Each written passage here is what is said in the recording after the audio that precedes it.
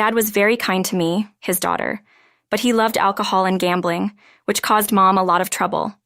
Weekdays were for slot machines, weekends for horse racing. Even when he won, he would drink. So, despite being a skilled carpenter with a good income, life was very difficult. Don't ever marry a man who loves drinking and gambling. Mom used to say that often. Dad passed away from liver problems when I was in junior high. After that, Mom raised me by working as a life insurance saleswoman. I went to a commercial high school, studied seriously, got my qualifications, and landed a job at a fairly large company. The times were prosperous. The whole world was in high spirits. My name is Hannah. I'm currently a 55-year-old housewife. I live peacefully in a single-family home with Frank, who is 9 years older than me, my son, his wife, and a 3-year-old grandchild, making us a family of 5. About 2 years after I started working at the company, I met Frank, who came as a car salesman, and we started dating. Frank, who is 9 years older, is kind, smart, and a good conversationalist. Perhaps due to his eloquence, he was a very successful salesman, and things were going very well. When we started dating, a major reason was that it was a time of economic boom. Back then, the economy was so good that even girls who didn't go to college were getting surprisingly high salaries and bonuses. The female employees around me were splurging on brand name products and dining at upscale restaurants. It was an amazing time. I was never really interested in brand name goods or gourmet food, but I was intrigued by the investments my boss talked about. Perhaps it's my gambling-loving dad's genes kicking in. I tried buying stocks with $1,000 from my bonus. It was only a $1,000 investment, but I was thrilled to see its value increase, leading me to invest in a few other stocks. I've always had good instincts since my student days, often guessing test questions right, but in reality, it was the blooming economy that kept most stocks rising. I couldn't tell my gambling-hating mom about my stock trading. In reality, while both gambling and investing involve luck, they are entirely different. By studying economics and global affairs and collecting data, you can significantly reduce risks. I learned a lot after I started stock trading. I sold most of my stocks at nearly their peak value before the recession. Maybe thanks to my studies and natural instinct, at just 22, I became a small-time rich person living off passive income. But I kept working my regular job and didn't tell anyone, including Mom, about my stocks. I even kept it a secret from Frank, whom I had just started dating. Frank's sales job suffered during the recession, but he still performed well thanks to his excellent sales skills. He wasn't interested in gambling or much of a drinker. He was a bright, good talker, and I saw him as a reliable adult man. I was increasingly drawn to him, and I remember being overjoyed when he proposed. He was 32, and I was 23 at the time. Our newlywed life started in a house with Frank, me, and Frank's dad. Frank's mom had passed away from a stroke 3 years earlier. I wanted to keep working until we had children, but Frank's dad was the old-fashioned type who couldn't do anything around the house. So, at Frank's wish, I became a housewife. When I got married, the house was a mess. I spent a while cleaning and organizing the house, and when that settled down, I got pregnant. As I considered our future, I was about to confess to Frank about the savings from my stock investments, but then I discovered Frank's affair. I was 6 months pregnant. Frank didn't drink or gamble, but he had one of the 3 major male vices, a bad track record with women. Despite not being particularly good-looking, his smooth talking often got him liked. Nowadays, society is strict about infidelity, but back then, a successful man like Frank cheating was unheard of, let alone him taking the lead in household chores and childcare. But that didn't make his infidelity any more forgivable. I considered divorce amidst tears and anger. Still, the thought of becoming a single mother held me back. He'll come back home anyway. I reached a point of resignation. In the end, I never told Frank about the stocks. For the savings, I thought as long as I had money, I could manage as a single mother if it came to that later. I continued investing mainly in stable stocks and occasionally in interesting companies, which often appreciated in value, making me a private shareholder with an annual $100,000 in dividends. I put in $3,000 a month for living expenses, so I managed everything with that. That's what Frank told me when we started our married life. According to Frank, If I gave all my salary to my wife and just took pocket money, it wouldn't motivate me in sales. Basically, he wanted to keep the commissions from selling his cars as is, spending money. Frank eventually became a sales office manager, but I still don't know how much he earns.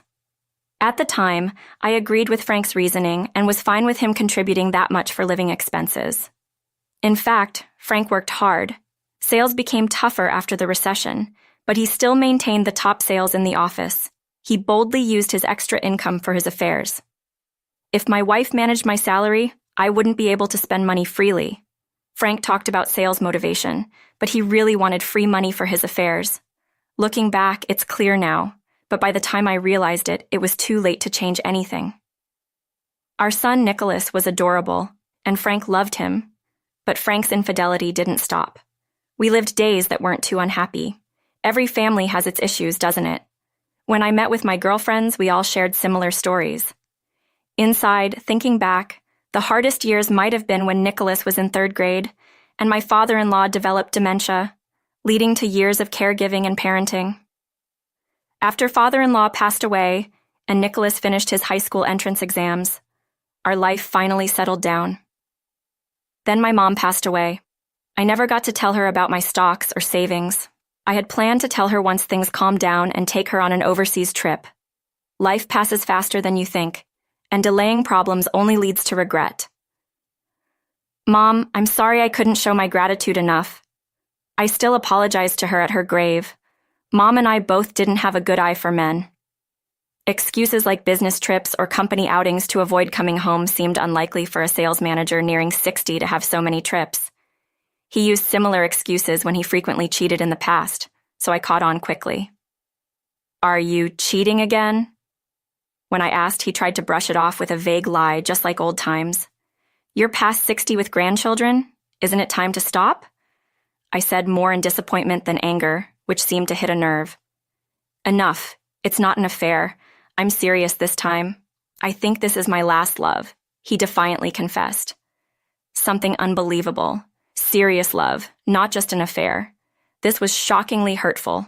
Maybe I was still a bit smitten with Frank, believing he would always come back to me despite his affairs. Love at your age? Are you kidding me? I raised my voice. How dare you call your husband stupid? Do you know who you have to thank for living without any hardships? A housewife is just a parasite. I'd be fine with the divorce. This was the first time Frank, despite his numerous affairs, mentioned divorce. Was it a sign that it wasn't just an affair, but something more serious this time? It was strange for Frank to suggest divorce. If it were just an affair, it should be me, the wife who's been cheated on, to bring up divorce. As we were arguing, Scarlett, who had been putting the grandchild to bed, came in. What's going on? Why are you two raising your voices? She asked. He's cheating again, and now he says a housewife is a parasite, and he's okay with divorcing me, I explained. She responded in disbelief. Then I'm a parasite too, leaving all the housework, childcare, and caregiving to Hannah while freely cheating. Have you ever thought about how Hannah has felt all these years? What's this, teaming up against me? Frank, unaccustomed to being challenged by women, was flustered. With a husband like this, wouldn't a single mother be better? I would leave him right now. I should have stopped tolerating and divorced him sooner. What are you talking about? You couldn't have survived with a child if we had separated. You lived carefree for decades as a housewife, like a parasite, without any hardship. Raising a child alone and caring for father-in-law wasn't easy. I certainly wasn't living carefree. It was because I took on everything that Frank could focus on work and even find time for his affairs, I said. Thinking about it made me unbearably angry. Don't worry about me. If we divorce, I'll make sure to claim a hefty alimony from you and your mistress. Frank's face paled when he heard about the alimony. I never knew you were such a greedy woman. This is ridiculous. Saying this, Frank stormed out. He probably went to see the woman he claimed was his serious affair. The ridiculous one is him, right? Hannah, Nicholas's wife, looked at me worriedly. I sighed. You know, even with Frank being who he is, I dreamt of us holding hands and walking together as we got older. I never imagined Frank would fall in love with another woman as we neared our 60s. Sounds silly, doesn't it? Saying it out loud, it felt like such a modest dream, and the sadness of it being unattainable brought tears to my eyes. "Hannah, you're not silly at all," she was tearing up too. Just then, Nicholas returned home late from work. "What's wrong? Why are you both crying?" Nicholas was confused seeing us in tears. After explaining what happened, Mom, if you've decided, then I think it's the right choice. I don't hate that, but I know you've been crying. You endured it all for me, right? "I'm sorry, Mom," he said. I decided then to settle 30 years of grievances. Cost didn't matter. I hired a skilled detective to investigate the mistress's background and address and gather evidence of the affair. Then I found a capable lawyer to consult about the alimony claim and divorce proceedings. A month later, on Christmas Day, a pale-faced Frank came home to find everything ready. "What's this about alimony?" He panicked after receiving the alimony claim from the mistress. "Your lady friend is Madison, 31, a bar employee. She's currently seeing 2 other men beside you. Looks like she's meeting them during the day while you're at work. A classic case of playing the field." The thought of Frank believing that a woman younger than Nicholas was seriously in love with him was almost pitiful. No way. That can't be true. His disbelief was understandable, though. He probably didn't want to believe it. "It's true. Here are the investigation results. I've got solid evidence." "You hired a detective? What are you doing with the money I earned?" Frank, agitated, tried to blame me. "Relax, I haven't used any of your money," I said, spreading out 3 debit cards in my name in front of him. "What's this, huh?" Frank double-checked the numbers on the debit cards. "I'm sorry I kept it a secret. I'm a stockholder with an annual dividend of $100,000, so even if we divorce, don't worry about me. I'll be just fine." Frank was overwhelmed, unable to process that his serious love affair was involved with 2 other men, and that his wife, whom he called a parasite, was actually a wealthy woman. His mind hit capacity overload, and he fell silent, unable to comprehend at all. "You've been playing the stock market with my earnings?" "No, I used the money I saved before we were married. I never touched what you contributed to the household. This card with fewer digits, that's from your contributions. I'll keep it as my security deposit." "Wait, maybe we don't need to divorce. I'll break up with her." I thought as much. People say money blinds, and in this case, I think the amount was definitely blinding. That's why I couldn't tell him before. I dreamt of revealing it when Frank retired, thinking we'd travel abroad. I was so close to fulfilling that dream. It's too late. I'm leaving this house. The house isn't worth much anymore. It's old and the land is leased. Do whatever you want with it. My lawyer will handle the rest. Goodbye. With that, I left the house I'd lived in for years with my son, his wife, and my grandchild. It took some time, but I eventually got a call from my lawyer that Frank had signed the divorce papers. And that's how I finally parted ways with my unfaithful husband. Now, we live in a new high-rise apartment. The area has been redeveloped with high-rise apartments, but it still remains a relaxed downtown feel. I was shocked. Think, Mom could buy a high-rise apartment in cash. Never knew she was that wealthy, Nicholas said thoughtfully. I had a hunch when we went shopping. She often used stockholder discount coupons. She even gave some to me. That's right. You'd notice living together. Frank didn't realize for decades because he left everything at home to me. Uh-oh. Am I in trouble too? Nicholas looked genuinely worried, so we both laughed. Don't just rely on Hannah's wealth, okay? If you quit your job, I'm divorcing you, she said, emphasizing the point. With a wife like her, Nicholas will be fine. Nowadays, it seems like it's not all about hard work. When I was young, I couldn't imagine it, but investing has become common with various services available lately. Nicholas's wife has started investing too, and she's doing quite well. As for Frank, he apparently broke up with his serious love. Apparently, the other woman became furious and caused a scene when she was asked to pay the alimony claim. But that's not my concern. I intend to ensure she pays her share too. There's a fitting penalty for such betrayal. It's not about the money, but I plan to claim part of Frank's retirement benefits as property distribution for the marriage period. Dad called again. He's lonely in that house after retiring, turned down re-employment offers and seems to be withdrawing, Nicholas said with slight concern. I mostly hear about former Frank through Nicholas. To me, Frank is a stranger after the divorce, but he's still Nicholas's father. I have no intention of forgiving that man, but I understand why Nicholas is concerned about his dad. But he's a stranger to me now. I don't want to know anything about him. Right, of course. You're the one who suffered. Sorry, I'll never forgive him, but I'll help if you're in trouble. If former Frank keeps withdrawing and ends up sick or with dementia, Nicholas will likely have to care for him. There are circumstances where it's not as simple as saying it's none of my concern. He's an idiot. Tell him he can see his grandchild if he finds a job. Another one's coming like this. We all laughed at Nicholas's wife's slightly harsh but clever suggestion. Once divorced spouses become strangers. That's why we must cherish our relationships, she said thoughtfully. Growing old together peacefully and in harmony is quite challenging, but you two seem to be doing just fine. I sighed as I spoke.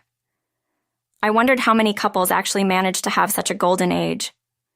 Oh, come on. You keep talking about old age, but you're still young, Hannah. Now that you're free, there's no reason you can't fall in love again. That was something I hadn't considered as I looked surprised. She suggested something more astonishing. How about my dad? I'd be so happy if he and you got together. I had only met her father a few times. He seems like a nice, kind gentleman. Oh, please, it's not that simple. I know, but we only have Dad in May, and thinking about the future, I get worried. I see. That explains it. It was her concern for her father living alone that prompted her suggestion. Then we should invite your dad over more often for meals together, I suggested. She replied, Yes, getting to know each other is a start, she said, half joking, half serious. She might be earnestly trying to set me up with her father, though. Uncertain about the future, I felt a flutter of excitement and uplifted spirit.